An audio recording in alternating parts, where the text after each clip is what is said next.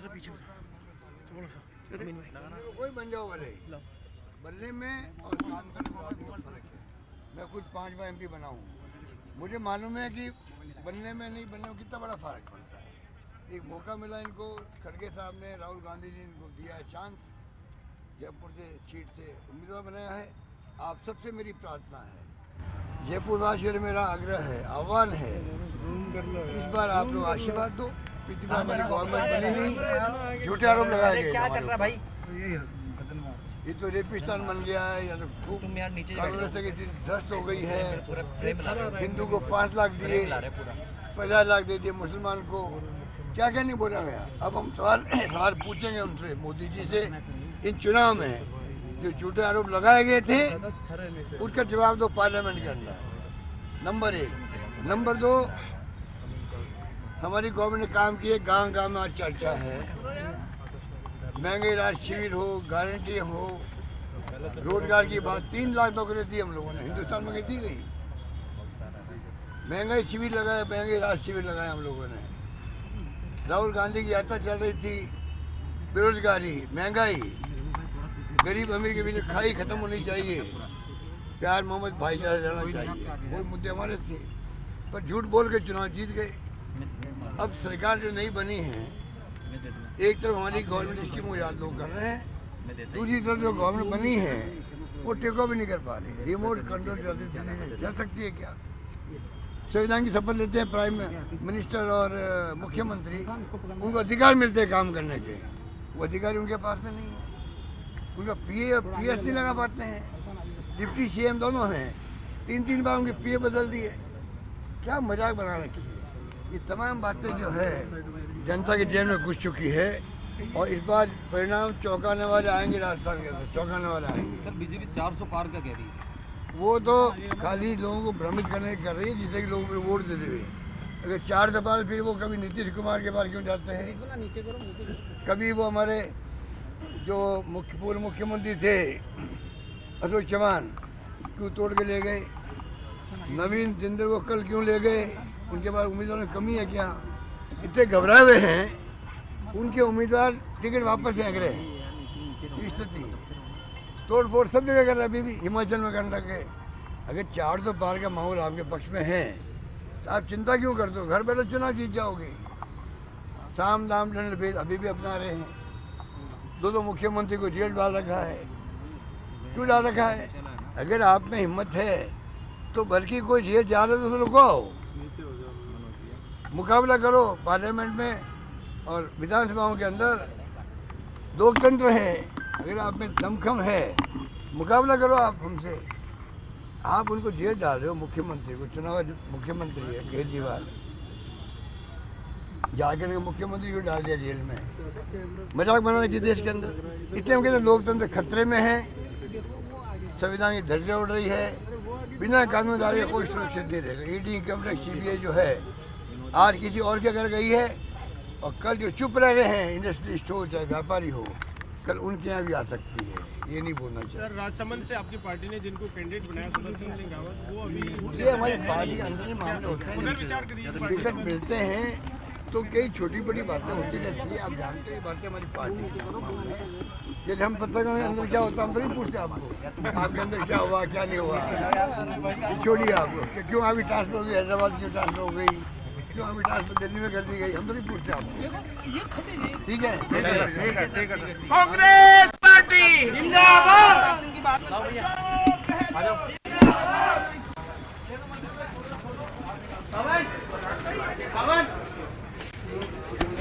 अविनाशी अविनाशी अविनाशी ऊपर देखो, ऊपर रखो, ऊपर देखो, रह जाएंगे ऊपर।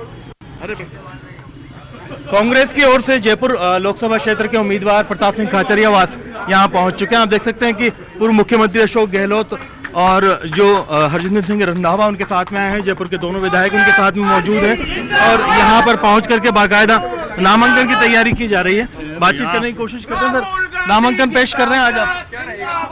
आदरणीय गहलोत साहब और रंधावा साहब, एक मिनट, गहलोत साहब और रंधावा साहब आए।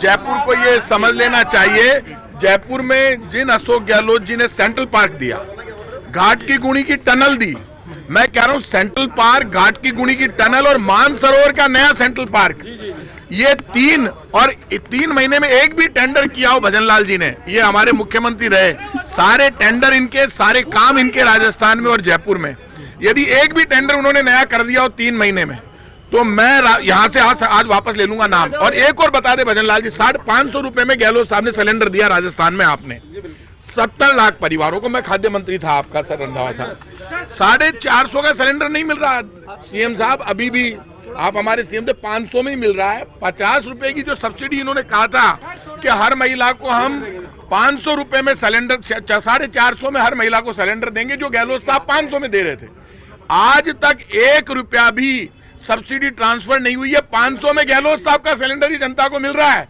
इनका सिलेंडर चालू नहीं हुआ है इनका, क्योंकि आपने अभी ठीक कहा हवाई जहाज टेक ऑफ ही नहीं हुआ, क्योंकि इनका तो तब चलता है जब पर्ची वहां से आती है दिल्ली से। लेकिन काम हमारा है, सेवा हमारी है, और मैं लोगों से कहूंगा हमारी हत्या कराओ तो इन बीजेपी वालों से मत कराओ, घर बुला के जहर दे देना, लेकिन यदि आशीर्वाद दे दिया तो मेरी गारंटी है जान दे देंगे। लेकिन लोकसभा में जैसा गहलोत साहब और रंधावा साहब ने कहा, जयपुर गूंजेगा, मर जाएंगे, लेकिन जयपुर के सम्मान के लिए, राजस्थान के लिए मर जाएंगे, जनता के लिए खून बहा देंगे, लेकिन झूठ फरेब और धोखा नहीं करेंगे बीजेपी की तरह। और आज कह रहा हूं, पहले हाउस टैक्स खत्म वाले मुख्यमंत्री खड़े, जिन्होंने हाउस टैक्स खत्म किया था बकाया लोगों के 5-5 लाख रुपए, आज कह रहा हूं अब की बार यूडी टैक्स जयपुर से खत्म। हाउस टैक्स के लिए मैं लड़ा, सीएम साहब ने हाउस टैक्स खत्म कर दिया जब महेश जोशी लड़े उस वक्त, आप याद करो। अब यूडी टैक्स के लिए कह रहा हूं कि अर्बन डेवलपमेंट टैक्स के नाम पर इंस्पेक्टर राज चल रहा। आपने वेंडर्स पॉलिसी बनाई थी जयपुर में, पूरे राजस्थान, तो गरीब आदमी फुटपाथ पर थड़ी लगाता था, दुकान लगाता था, ठेला लगाता था। अभी उन्होंने पूरे जयपुर को उजाड़ दिया, 2 लाख बेरोजगार कर दिए सीएम साहब। तो वो वेंडर्स पॉलिसी आपकी ये मान नहीं रहे, वो लागू करवा देंगे, गरीब को उजड़ने नहीं देंगे, मरकर भी जयपुर के लिए जान दे देंगे। मैं जानता हूं बीजेपी की, तो हमने हमारी ताकत इकट्ठी करके इन नेताओं के आदेश पर मैं चुनाव में उतरा हूं, मेरी तबीयत खराब थी, लेकिन मैं एक बात कह सकता हूं कि हम घायल हुए हैं, मरे नहीं हैं, और जनता का आशीर्वाद रहा। तो जिन लोगों ने आज ये कह दिया कि बीजेपी तो जयपुर से जीत गई, जीत सुनिश्चित है, उनको वोट नहीं चाहिए, लेकिन मैं गहलोत साहब और रंधावा साहब की उपस्थिति में हाथ जोड़ के जयपुर के लोगों से हाथ गर्दन झुकाकर वोट मांग रहा हूं, और ये आप ही हमें बचा सकते हो। जयपुर के लोग बचा लिया तो हमारी जान हाजिर, आप देखना, मरकर भी निभाएंगे। रिकॉर्ड हार हुई है पिछली 2 बार जयपुर से, ऐसे में बड़ा चुनौती रहेगी।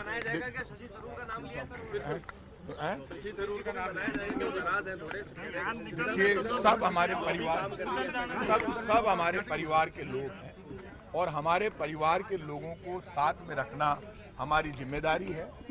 पार्टी ने उनका टिकट नहीं काटा, उन्होंने खुद ने विड्रॉ कर लिया। मैं खुद वो आदमी था जो उनके लिए आगे बढ़कर, ये सारे हमारे एमएलए खड़े,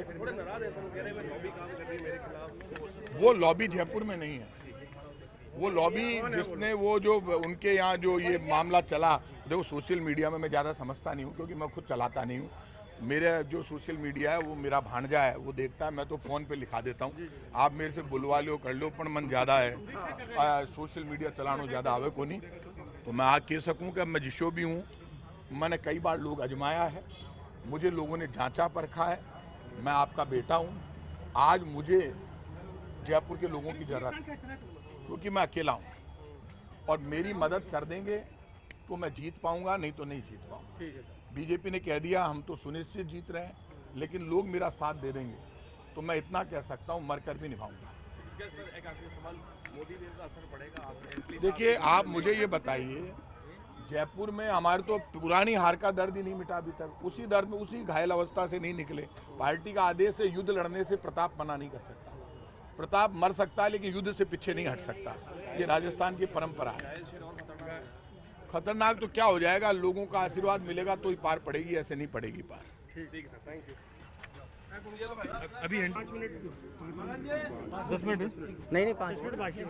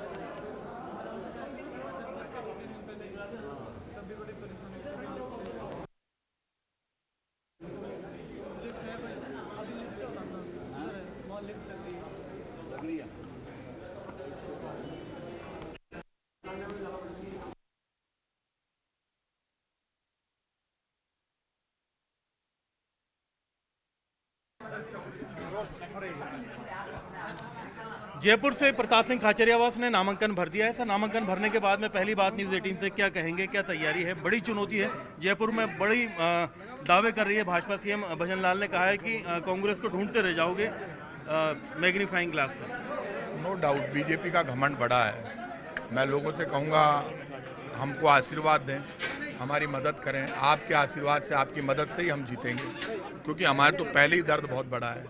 पहले हम काम करके भी हार गए। कोई गलती हुई हो हमसे कभी तो माफ़ करना, लेकिन हमारा साथ दो। इन बीजेपी वालों से हत्या मत कराओ। आप खुद बुला के घर पे जहर दे देना, लेकिन इनका जो घमंड है बीजेपी का, इस घमंड को तोड़ो। जयपुर की सड़कों पर यहीं पे स्कूल, कॉलेज, यूनिवर्सिटी यहीं पर हुई है। यहीं का बेटा हूँ। ऐसी कोई संघर्ष नहीं रहा जिस संघर्ष को बड़ी बड़ी सरकारों को झुकाया नहीं हो, लेकिन आज इस संघर्ष को आपकी ज़रूरत है। मेरी आवाज़ आज कमज़ोर पड़ रही है। बीजेपी जो हमले कर रही है, जिस तरह से हमें घेर रही है, इस आवाज़ को आपका साथ चाहिए। यदि ये आवाज़ मरी तो कल कोई दूसरा तैयार नहीं होगा, लेकिन ये फैसला हो जाएगा कि ये आवाज़ जिंदा रहेगी या नहीं। आप मेरे सामने जो भी लोग लड़ रहे हैं, मैं सबका सम्मान करता हूँ। आप ये बता दो वो आवाज़ें कब सुनाई दी, मैं कहाँ नहीं पहुँचा, मैं कहाँ नहीं लड़ा, कहाँ खून पसीना नहीं गिराया। पढ़ता हूँ जब से लड़ रहा हूँ। यदि कोई गलती हो गई तो बता दो, सजा भुगत लेंगे। लेकिन बीजेपी के लोग जिस तरह से मेरे लिए कह रहे हैं कि हल्दी घाटी याद दिला देंगे, तो ऐसा क्या गुनाह कर दिया था हल्दी घाटी में? अच्छा लड़े थे महाराणा प्रताप। महाराणा प्रताप की सेना का सेनापति, हाकिम का सूरी, मुसलमान पठान था, फिर पीर का पठान बना। सामने राजा मान सिंह लड़ रहे थे, लेकिन उस वक्त भी इतनी गंदी भाषा नहीं बोली जाती थी। सब एक दूसरे का सम्मान करते थे। कल से ट्विटर पे ट्रेंड करवा रहे हैं, लिख रहे हैं प्रताप सिंह को ज़मीन सुखा देंगे। मैं लोगों से हाथ जोड़ के कहूँगा, किसी का बेटा हूँ, किसी का भाई हूँ, किसी का दोस्त हूँ, तो सब बहनों से मैं कहूँगा, हर माँ से कहूँगा कि आप पता कर लेना मैंने कोई कमी रखी क्या? हिंदुस्तान में आज तक हाई टेंशन नहीं हटी। पहली बार 7 किलोमीटर में हाई टेंशन हटा दी किसी कॉन्स्टिट्यूंसी में, सिविल लाइंस में। फिर भी जिस दिन रिजल्ट आया मेरी माँ की आंख में आंसू थे। क्या गुनाह किया? कभी जाओ सिविल लाइंस में, जाकर देखो, हर आदमी कहेगा काम किया है। अब काम किया है तो कब दोगे आशीर्वाद? एक बार मार दिया, दोबारा मारोगे तो हम तो मर जाएंगे, लेकिन दूसरा नहीं आएगा। जयपुर में अगर देखा जाए तो बड़ी तादाद में जो वोटर हैं वो बढ़ रहे हैं, 22 लाख से ज़्यादा हो चुके हैं। आपकी पूरी टीम है इस बार, अगर चाहे तो वो एक अच्छी सोशल फैब्रिक बना करके। मेरे साथ जो है ऐसे एंटरप्रेन्योर थे, हमारे विधायक है रफ़ीक खान साहब, खुद इतने बड़े बिजनेसमैन हैं जिनके सारे जो बचपन जिन लोगों का यहाँ पर बीता है बनी पार्क में। ये अमीन खान साहब खड़े हैं, अमीन कागजी साहब खड़े हैं, इनके फादर जयपुर के नंबर 1 बिजनेसमैनों में रहे। ये गंगा देवी जी खड़ी, जीता जागता उदाहरण है घरेलू महिला कैसी होती है। सीताराम जी अग्रवाल खुद बड़े बिजनेसमैन, मंगला सरिया वाले, तो कांग्रेस के कैंडिडेट रहे। पुष्पेंद्र भारद्वाज राजस्थान यूनिवर्सिटी का एक्स प्रेसिडेंट, गिरीश जी पारिक साहब खड़े हैं, तिवाड़ी आर तिवाड़ी साहब जो हवामेल से चुनाव लड़े हैं। ये गोटेवाला जी खड़े हैं, गोटेवाला फैमिली से हैं। ये हमारे दीपक नाइक जी खड़े हैं। सारे लोग ऐसे हैं जहाँ पर पूरा हिंदुस्तान नजर आता है। आप मुझे एक बात बता दो, कांग्रेस ने कमी कहाँ रखी? आज अशोक गहलोत जी खुद क्यों आए फार्म भरवाने के लिए? उनको लगता है सबसे ज़्यादा पैसा उन्होंने जयपुर में खर्च किया। हमारे एमएलए ने उनसे कहा कि आप चलो, बोले चलो। मैंने तुम्हारे कहने से क्या नहीं किया? जयपुर में रिजल्ट क्यों नहीं लाती? मेट्रो कौन लाया? एलिवेटेड रोड कौन लाया? तो बीजेपी वाले कह रहे हैं काम नहीं, आ जाओ। बीजेपी वाले कह रहे हैं काम नहीं करेंगे, हम तो वैसे ही वो वोट लेंगे। आप बताओ ये भाषा है क्या? क्या गुना क्या? अरे ये जो सारी भाषा है ये घमंड की भाषा है। एक बार इनका घमंड तोड़ो। 10 साल तक इनके एमपी रहे, क्या किया उन्होंने? एक बार लोकसभा में नहीं बोले। आप खुद जानते हो ये बात। आज इस वक्त मेरी तबीयत ठीक नहीं है या मेरी स्थिति कमजोर पड़ी है, लेकिन यदि मैं जीत गया तो हिंदुस्तान की लोकसभा में ये बीजेपी वाले याद रखेंगे कि देश में कोई लड़ने वाले को जयपुर से भेजा है। वहाँ भी मैं, चाहे मेरी, आप जानते हो, पूरे देश के लिए लड़ने की ताकत रखता हूँ। आप मौका दोगे जब होगा ना। आप मौका ही नहीं दोगे तो मैं कैसे लड़ूंगा? और आप इन लोगों से मेरी हत्या कराओगे तो फिर तो कोई आएगा नहीं। दूसरा से मेरी विनती है, प्लीज़ रिक्वेस्ट है, हाथ जोड़ के मदद करो। आपकी मदद के बिना नहीं बचेंगे। शहर की कांग्रेस एकजुट है क्या? अरे ये महेश जोशी जी खुद परेशान हैं। कल मैं उनके घर पे गया था, उनकी तबीयत ठीक नहीं है। सब एक हैं। ये आर तिवारी जी अध्यक्ष खड़े हैं, शहर अध्यक्ष, ये दोनों एमएलए खड़े हैं हमारे साथी, सब जो चुनाव लड़े वो खड़े हैं। कांग्रेस अशोक गहलोत जी खुद आ गए, रणदावा साहब आ गए, सचिन पायलट जी 2 साल निकल गए थे, पहले से तय था प्रोग्राम। डोटासरा जी सिक्कर हैं, टीकाराम जूली जी है नहीं जयपुर में, प्रताप सिंह चुनाव लड़े, और ये सब नहीं है, सब मेरे दोस्त हैं, कोई मेरा बड़ा भाई है, सब मेरे परिवार, मेरे रिश्ते सबसे अच्छे हैं। प्रताप जी पहले की तरह सड़कों पर लड़ाई लड़ते हुए दिखाई देंगे क्या? हाँ, हमारी जितनी ताकत बची है, अब हमारी तबीयत अब ठीक होगी है, और आज सुन लीजिए मैं लड़ते हुए दिखाई देती हूँ, और आप गारंटी कह सकूँ कि बीच में अफवाह उड़ाई कि इतनी तबीयत खराब है, ये हालत है मेरी, ठीक है देख लो सब। अब मैं वापस धीरे धीरे सर्वाइव कर रहा शेर भी मतलब महाराणा प्रताप की तरह लड़ेंगे। आप ये मान कर चलो, बीजेपी तो जो माहौल बना रही है, मैं तो खुद ही नाम ही मां ने प्रताप रखा है। प्रताप तो नाम ही लड़ने का है, औरों के लिए लड़ने का है, लेकिन वो अपनी जगह है। लेकिन अब मैंने वोट चाहिए, मैंने हाथ जोड़, आपने रिक्वेस्ट है हमारी, मांग ले रही हूँ, दो मन मदद करो हमारी। बहुत बहुत शुक्रिया आपका। तो आप हैं प्रताप सिंह खाचरियावास। जयपुर में वोटर से बड़ी मार्मिक इन्होंने अपील की और ख़ास तौर पर ये बात कही है कि सभी लोग साथ दें। इन्होंने जयपुर में काफ़ी काम किया था। फिलहाल अब देखेंगे कि आप सभी जो कैंडिडेट हैं, हवा महल से, किशन पोल से, आदर्श नगर से, सांगानेर से, मालवीय नगर से, इनके समर्थन में पहुंचे, पहुंच करके बाकायदा एकजुटता दिखाने की कोशिश की है, जिस पर प्रताप ने कहा है कि आम जनता से अपील करते हुए कि भले ही भाजपा इस बात का दावा कर रही हो कि वो बड़ी जीत यहाँ पर दर्ज करेंगे, लेकिन अगर जनता ने साथ नहीं दिया तो फिर वो जयपुर की आवाज़ को लोकसभा में नहीं उठा पाएगी। कैमरा पर्सन अविनाश के साथ में अरबाज अहमद, न्यूज़ 18 के लिए जयपुर से। चल रही नहीं हो गया। भाजपा जयपुर ग्रामीण के उम्मीदवार राव राजेंद्र सिंह यहाँ पहुंचे। सर, क्या रहा, आपने किस तरह से नॉमिनेशन दाखिल कर दिया है और क्या तैयारी रहेगी, बड़ी चुनौती रहेगी? देखिए, चुनाव है, प्रजातांत्रिक तरीके से जो संवैधानिक के स्वरूप में हमारा दायित्व है उसको निभाएंगे।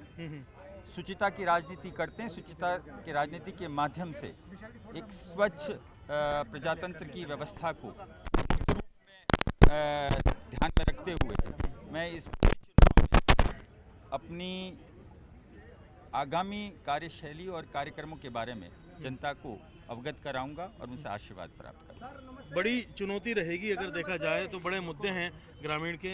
कर्नल राज्यवर्धन सिंह राठौड़ खुद पहले उम्मीदवार थे, अब पार्टी किसमें तैयार है और क्या लक्ष्य रहेगा, कितनी बड़ी जीत आप दर्ज करना है? जब राष्ट्र के 75 वर्ष से पहले के जो मुद्दे थे वो चुनौती स्वीकार करके हमने परिणीत कर दी, तो यहाँ के भी जो भी मुद्दे हैं उनको हम परिणीत करके और सुनिश्चित करेंगे कि जो जनता हमसे अपेक्षा करती है उसका अनुरूप आचरण करते हुए उनको हम प्रतिपादित करेंगे।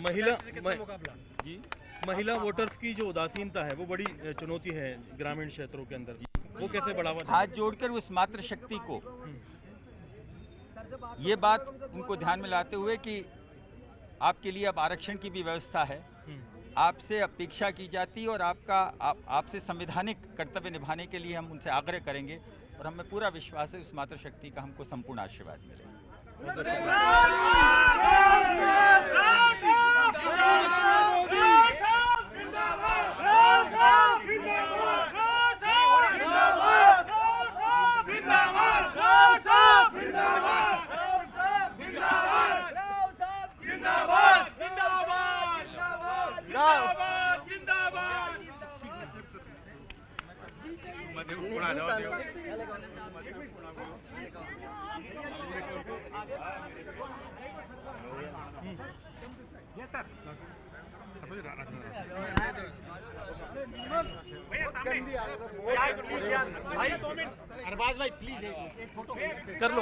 कर लो जब बता देना मुझे ना।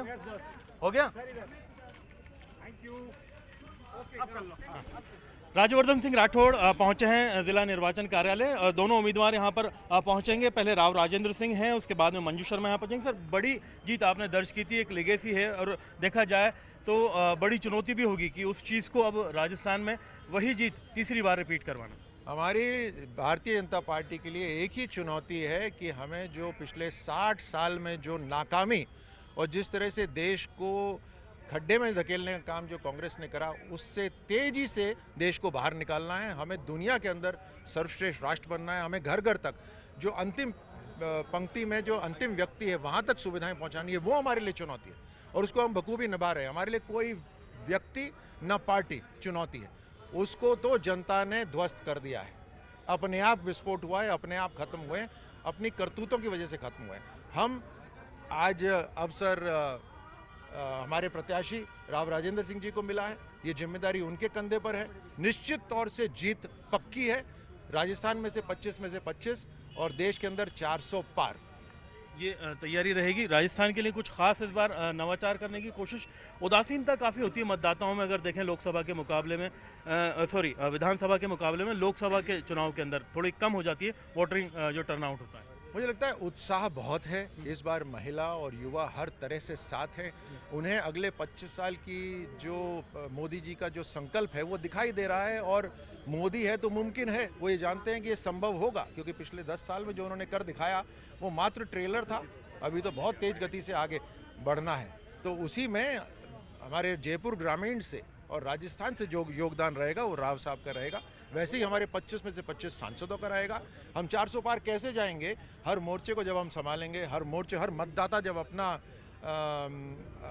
अपना जो जिम्मेदारी उसको निभाएगा, तो हम 100% 400 पार जाएंगे। सब जो इस बार के गठबंधन है कांग्रेस के, वो कुछ नुकसान कर सकते हैं कुछ देखिए, हमें उनकी तो चिंता ही नहीं है। वो तो जिससे हाथ मिलाते हैं वही डूबता है।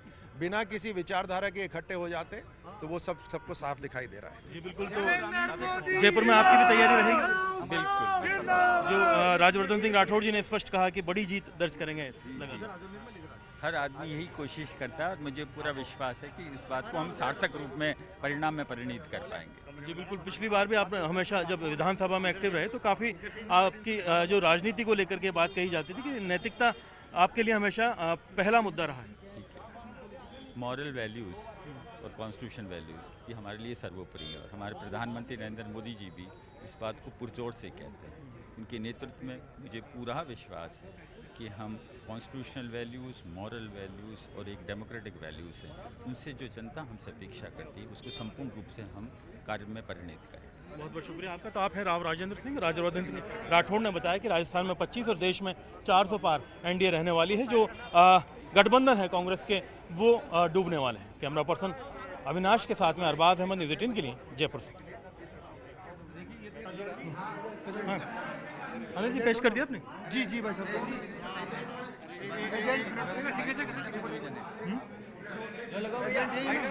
हाँ जी, एक सेकंड। चलो करने दो। हाँ हाँ कोई बात नहीं। बाहर ले लो। हाँ एक मिनट थोड़ा सा एक बार देखो। कर लो कर लो। रुके हुए शॉट तो ले सकते हैं ना? हाँ बीच बीच बीच। लो भैया रेड वाला बूम।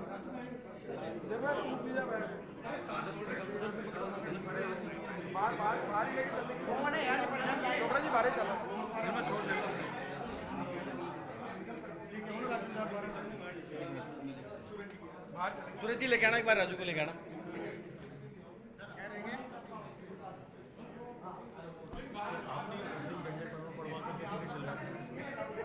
पानी की मुझे लग गया था सबसे ऊपर।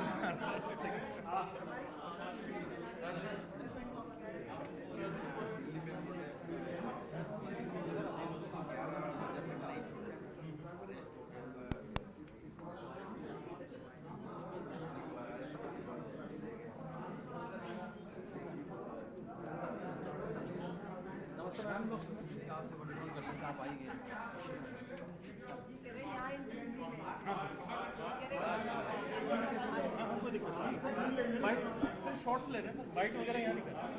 कोई बात नहीं, तो बाहर ना आ रही बाहर आ जाइए आ जाइए। हाँ चल सर बाहर भाई साहब एक बाहर राजू जी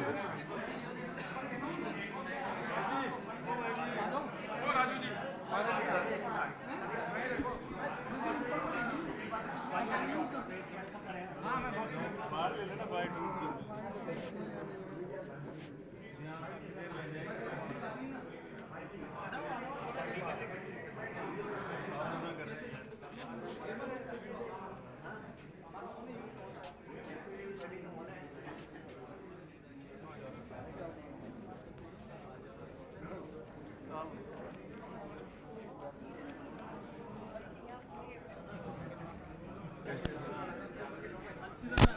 आगे से बढ़िया बढ़िया आगे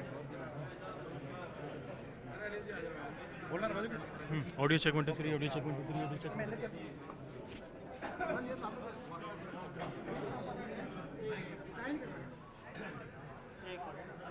हाँ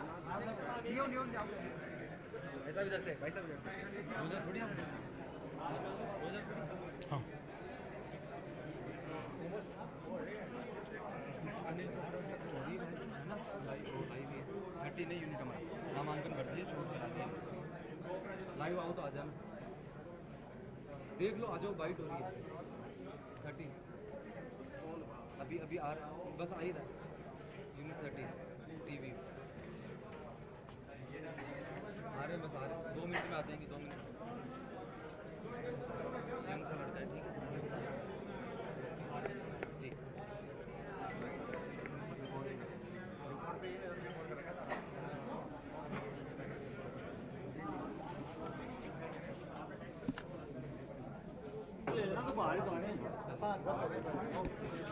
लो निर्मल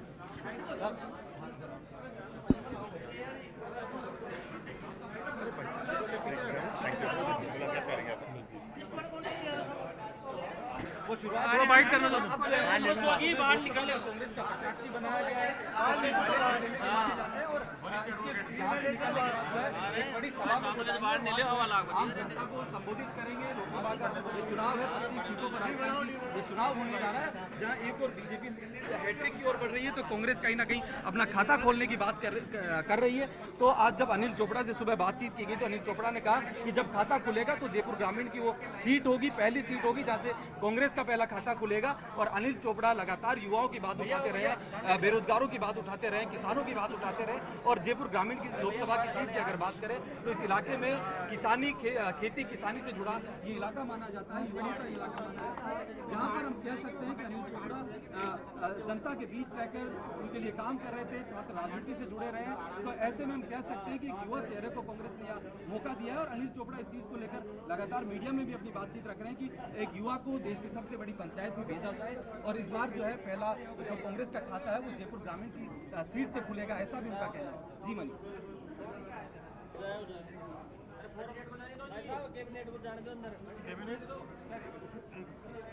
कैंडिडेट कौन सी पार्टी की? बसपा के हट जाओ, बसपा के जगह तो भैया जगह तो बसपा कैंडिडेट आ रहे हैं। बहुजन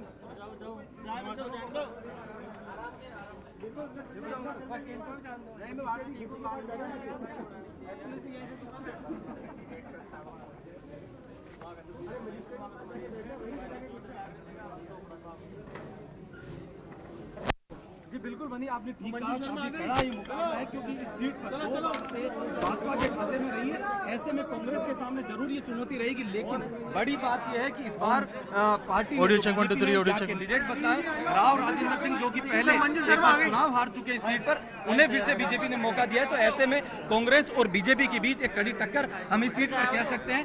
अगर इस सीट के मीडिया को बाइट करने की अगर बात करें तो देखिए 3 बाहर निकल ही रहे जो वोट है वो जाट समाज से आते हैं। उसके साथ ही अगर बात करें आप कैंडिडेट हो क्या? 1 लाख के एडवोकेट कैंडिडेट हो क्या? गुज्जर जाति के करीब 2.5 लाख के लगभग वोट है। राजपूत डी बना लो, डी बना लो। मीडिया के सामने होंगे, मीडिया से बात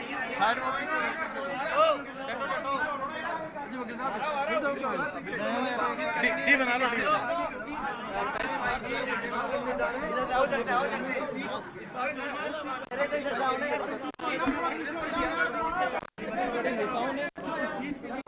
हाथ मत देना कोई, पीछे हो जाओ भाई। डी बना लो, डी अरे डी बना लो, डी काफी लंबा टाइम लगा आपको नामांकन पेश करने में, क्या वजह रही? देखिए जयपुर ग्रामीण की देवतुल्य आराम से यही देखिए जयपुर ग्रामीण की देवतुल्य जनता के आशीर्वाद से जो पिछले 10 साल से गांव के अंदर रहकर उनके लिए काम किया था, आज मैंने मेरा नामांकन दाखिल कर दिया है। आने वाले 19 तारीख को जयपुर ग्रामीण के अंदर जो नौजवान है, जो किसान है, एक किसान के बेटे को मौका देंगे। और 30 साल की उम्र में जो भारतीय राष्ट्रीय कांग्रेस ने मुझे मौका दिया है, निश्चित रूप से मैं जयपुर ग्रामीण में नौजवान और किसानों के लिए काम करूंगा। कांग्रेस से तो युवा चेहरा है और भाजपा से अनुभवी चेहरा है, क्या कहना है? देखिए, ये देश युवाओं का देश है और मुझे भारतीय राष्ट्रीय कांग्रेस ने मौका दिया। निश्चित रूप से मैं इस मौके में काम करूंगा। और मैं पिछले 10 साल से जयपुर ग्रामीण के अंदर, गांव ढाणी के अंदर काम कर रहा हूं। छात्र राजनीति से निकलकर राजस्थान विश्वविद्यालय का अध्यक्ष रहा, उसके बाद मैंने निरंतर यहाँ काम करा और जयपुर ग्रामीण का स्थानीय कैंडिडेट होने के नाते मैं खुद को बहुत मजबूत मानता हूँ। जयपुर ग्रामीण के लोग मेरे साथ हैं और उनका आशीर्वाद, प्यार मुझे मिल रहा है। जो उत्साह, जो जोश जयपुर ग्रामीण के नौजवानों में, युवाओं में मुझे देखने को मिल रहा है। निश्चित रूप से 19 तारीख को ज़्यादा से ज़्यादा संख्या में जयपुर ग्रामीण के लोग मतदान कर मुझे विजयी बनाएंगे। 10 साल से आप जयपुर ग्रामीण में घूम रहे हैं, क्या कमियां दिखी हैं? देखिए, जयपुर ग्रामीण के अंदर मैं निश्चित रूप से कह सकता हूं कि जयपुर ग्रामीण के अंदर 2 बार भारतीय जनता पार्टी के सांसद चुनकर आए हैं और देश के अंदर मोदी जी की सरकार है, लेकिन जयपुर ग्रामीण विकास से अछूता रहा है। जयपुर ग्रामीण में विकास के ऐसे कोई काम नहीं हुए। इससे बड़ी बात यह है कि जयपुर ग्रामीण भारतीय जनता पार्टी की राष्ट्रीय सरकार की कथनी और करनी में काफ़ी फर्क है। युवाओं के ऊपर जो अग्निपथ जैसी स्कीम इन्होंने थोपी है, निश्चित रूप से जयपुर ग्रामीण का युवा सबसे ज़्यादा सेना भर्ती की तैयारी करता है और अग्निपथ स्कीम से जयपुर ग्रामीण के युवा को निश्चित रूप से बहुत इससे कुठाराघात हुआ है। अगर मैं सांसद चुनकर जाता हूं तो सबसे पहले इस अग्निपथ स्कीम को हटाने का काम करूंगा, जिसके लिए चाहे मुझे संसद के अंदर हड़ताल करनी पड़े, चाहे भूख हड़ताल में बैठना पड़े। जयपुर ग्रामीण के अंदर 21,33,000 वोट है और मेरा टारगेट रहेगा कि मैं 70% अकेला वोट जयपुर ग्रामीण से लेकर जाऊं और ये इतिहास के अंदर दर्ज होगा कि जयपुर ग्रामीण की सीट, अगर 25 सीटों में पहला खाता खुलेगा तो जयपुर ग्रामीण से खुलेगा कांग्रेस पार्टी का। धन्यवाद।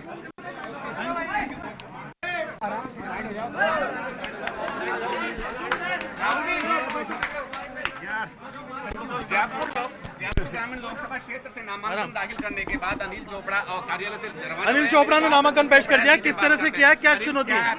देखिए, मुझे जयपुर ग्रामीण टिकटे कहाँ रहेगा? जयपुर ग्रामीण की देवतुल्य जनता ने मुझे अविनाश जी ऊपर।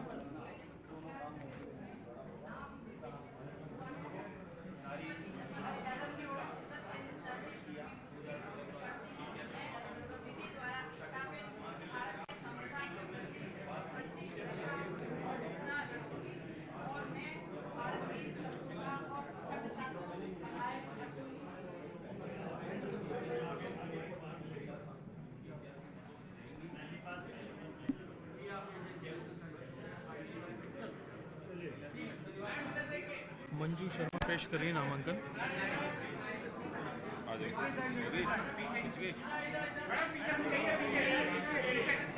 कर रही हैं नामांकन।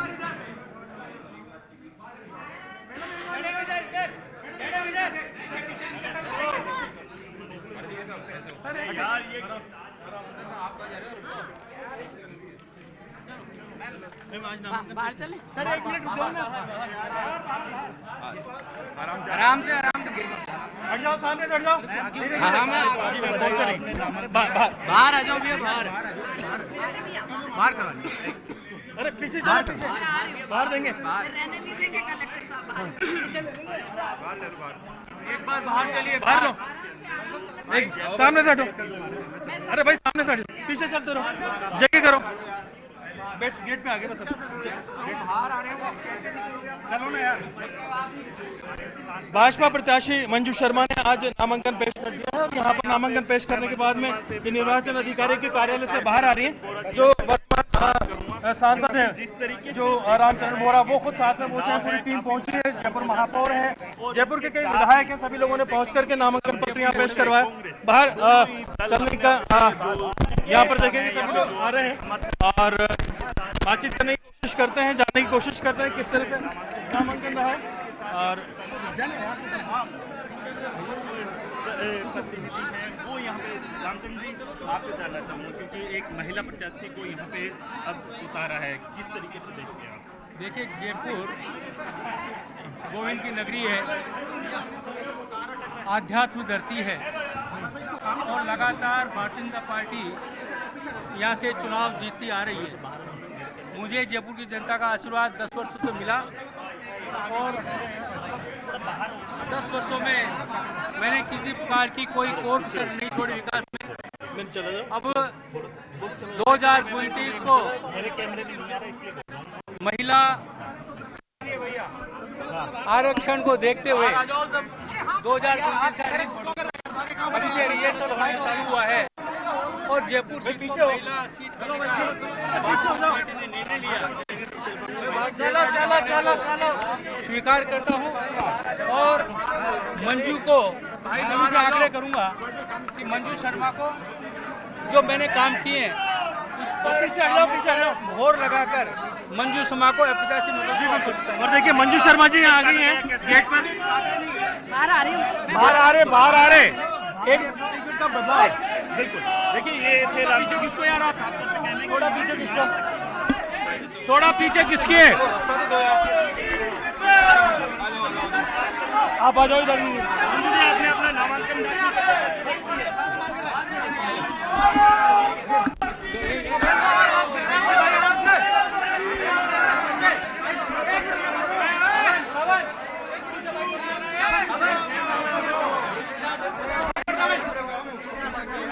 एक बार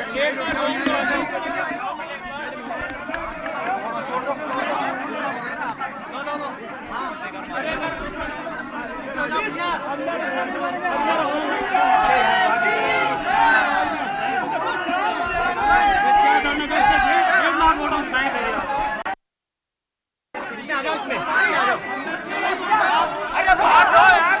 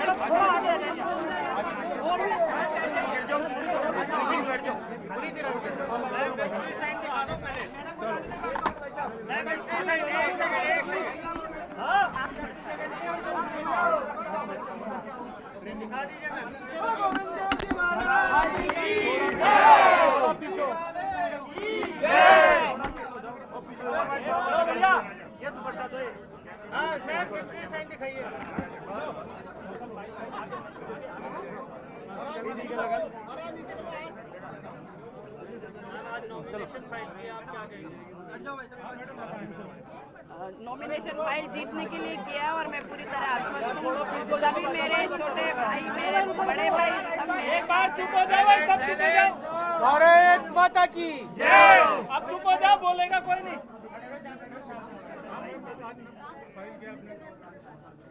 जिस काम के लिए मैंने नॉमिनेशन फाइल किया है, चुनावी रण में मैं जा रही हूँ और 100% जीतने की आशा के साथ जा रही हूँ। आशा ही नहीं, मुझे पूर्ण विश्वास है, क्योंकि मेरी पार्टी के सारे ही मेरे परिवार के सदस्य, मेरे बड़े भाई रामचरण जी भाई साहब और छोटे भाई महाराज साहब, कैलाश जी, सारे लोग, कालीचरण जी जो चाचा जी हैं तो वो भी मेरे सब साथ में हैं और उन सबका आशीर्वाद मेरे साथ है और वो मेरी सफलता में पूरे सहयोगी रहेंगे, भागीदार रहेंगे, इसका मुझे पूरा विश्वास है।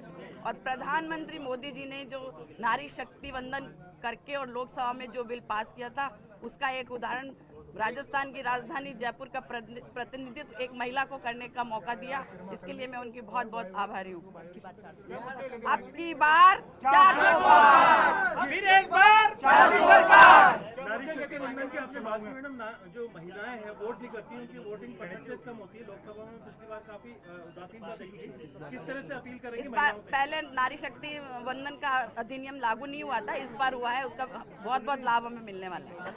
क्या प्राथमिकता रहेंगी आपकी इस बार, फोकस की क्या एजेंडा रहेगा काम करने का? जीत के बाद जो भी जयपुर के अधूरे काम है, क्योंकि मैंने बचपन से जयपुर को अभी तक बढ़ते देखा है, तो जो जयपुर में बचपन से लेकर अभी तक जो विकास हो गया, उसके अलावा जो विकास है, ट्रैफिक का है, एक जो पलायन का जो हमारे यहाँ बहुत अपने आपको उठा रखा है मुद्दा, उसमें बिल्कुल सामंजस्य करके और पानी का, ट्रैफिक की एक बहुत बड़ी समस्या जयपुर के अंदर है और बहनों की सुरक्षा को प्राथमिकता को लेते हुए इन सब कामों पर फोकस करके मैं कार्य करूंगी। मेरे पिताजी ने पूरा जीवन पार्टी के लिए और पूरे प्रदेश की विकास के लिए दिया है। मैं कोशिश करूंगी कि उनके पदचिन्हों पर चलते हुए जयपुर के विकास का बहुत काम करूंगी, क्योंकि डबल इंजन की सरकार हमारी है। प्रदेश की सरकार और केंद्र की सरकार मिलकर के जो केंद्र की हमारी योजनाएं हैं उनको पूरा जयपुर में लागू करवाने के प्रयास में करूंगी और हमेशा जयपुर की जनता के बीच में एक बहन और बेटी की तरह अपना फर्ज निभाती रहूंगी। विजन क्या रहेगा मैम आपका जयपुर शहर की अगर बात की जाए तो विकास के कार्यों का विजन क्या रहेगा? बताया ना आपको कि ट्रैफिक की प्रॉब्लम है, उसको सॉल्व करेंगे। बहनों की सुरक्षा की समस्या है, उसके लिए पूरा प्रयास करेंगे। और वर्ल्ड क्लास सिटी है, हमारे यहाँ टूरिज्म में बहुत है। टूरिज्म में ज़्यादा कैसे पर्यटक जयपुर में आए, वैसे तो बहुत पूरे देश में पूरी दुनिया में जयपुर के हवा महल का और सबका नाम है। मैं ये पूरे प्रयास करूँगी कि अधिक से अधिक पर्यटक हमारे जयपुर में आए और यहाँ का विकास करें और यहाँ के जो व्यापार है उसमें वृद्धि हो, यहाँ के लोगों को रोजगार मिले, उसके पूरे प्रयास करूँ। जयपुर का कुछ फ्यूचर का विजन है कि भाई जैसे मेट्रो आई, नई कई योजनाएं यहाँ पर आई, ERCP का पानी और सारी चीज़ें लाने की बातचीत की जा रही है, तो जो क्या डेवलपमेंट आप प्लान करके चलती हैं अगले स्टेज में? ग्रेटर जयपुर का देखती हैं कि 2 जयपुर बनाने की बात की गई थी, फिर बाद में मर्जर करके कि जयपुर का जो शहर का अपना एक महत्व है वो खत्म हो जाएगा, तो जयपुर को जयपुर ही रखा 2 जिले बनाने के बजाय। तो अब आप क्या फ्यूचर में अपना वो लेकर के चलती हैं प्लान? नई योजनाएं क्या मिलेंगी, नया विकास क्या होगा? जयपुर एक रहेगा, ये हमारी प्राथमिकता में रहेगा, क्योंकि जयपुर को बांटना नहीं चाहिए। जयपुर की आत्मा हर एक जयपुर का नागरिक है, चाहे बाहर है अंदर रहेगा, आत्मा उनमें रहती है जयपुर की। तो मेरा ये प्रयास रहेगा कि जयपुर के लोग अपने आप को 2 हिस्सों में बटा हुआ महसूस ना करें। 22 लाख से ज़्यादा वोटर हो चुके हैं, कितना वोट टर्नआउट की आप उम्मीद करते हैं और क्या अपील करेंगे लोगों से कि कम से कम मतदान करें, बाहर निकलें, वोट करें, उत्साह दिखाएं? 80% का मैं कहूँगी कि वोटर होगा, पूरा वोट कास्ट करेगा। अब जागरूक भी हो गया हमारा वोटर, और जो हमारे माननीय प्रधानमंत्री जी की जो योजनाएं हैं, जो गारंटियां उन्होंने दी है, गारंटियां दिए ही नहीं बल्कि उनके ऊपर काम भी करके दिखाया है, उस पर जनता भी अपनी गारंटी से उनके कैंडिडेट को चुन के संसद में भेजेगी। आप अपने प्रतिद्वंदी को कैसे देखते हैं प्रताप सिंह खाचरियावास? प्रतिद्वंदी तो प्रतिद्वंदी होते हैं, तो उसमें कोई खास बात नहीं है। आप किस स्थिति में देखते हैं अभी आपके सामने टक्कर में है? हमारी भारतीय जनता पार्टी के जब भी मेंबर रहे, जब भी है लोकसभा में, हमेशा भारतीय जनता पार्टी का प्रतिनिधित्व रहा है, आगे भी रहेगा, ऐसी मुझको पूरी आशा है। मंजू शर्मा जिंदाबाद, जिंदाबाद, जिंदाबाद, जिंदाबाद, जिंदाबाद, जिंदाबाद। अगली बार, अगली बार, अगली बार।